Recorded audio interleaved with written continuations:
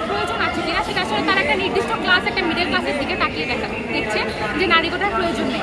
আমরা যদি দেখি যে আপনারা দেখবেন কিছুদিন আগে একটা নিউজ এসেছে যে 100 জনের মধ্যে 75 জন হচ্ছে আমাদের বিসিএস এর পুরুষ, তাহলে নারীর সংখ্যা প্রতিনিয়ত যেটা কমছে।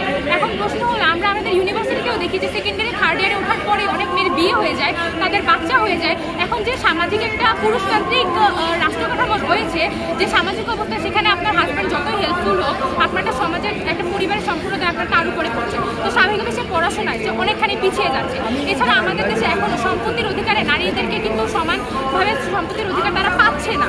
আমরা দেখছি যেখানে যতই আইন থাকুক একটা ধর্মীয় নীতিতে চলছে। তো যেখানে একটা নারীর অর্থনৈতিক ভিত্তির কোনো সুস্পষ্ট বেস নাই, সেখানে যদি আজকে একজন বাচ্চা নিয়ে তার স্ত্রী এবং সন্তানকে একজন পুরুষ ছেড়ে চলে যায়, তাহলে সেই নারীর অর্থনৈতিক ভিত্তি কী দাঁড়াবে, তার নিরাপত্তাটা কোথায় দাঁড়াবে? তো সেখানে অবশ্যই আমি কোন সময় আমাকে দেখি এই যে আমরা আন্দোলন করছি সেটা নিজের স্বার্থে আন্দোলন, এটা জনগণের জনস্বার্থে আন্দোলন। তো আমি তখন আমার দিকে তাকিয়ে বলতে পারি না যে আমি এখানে চলে এসেছি এর মধ্যে আমার নারীর কোটা দরকার নেই।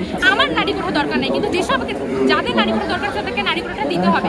অনুন্নত জনপদে যে সকল নারীরা আছে, প্রান্তিক জনগোষ্ঠী যারা, তাদেরকে পলিসি মেক করে নিশ্চিত করতে হবে যেন এই নারী কোটা যেন তারা ব্যবহার করতে পারে। তো অবশ্যই নারী কোটার প্রয়োজন আছে।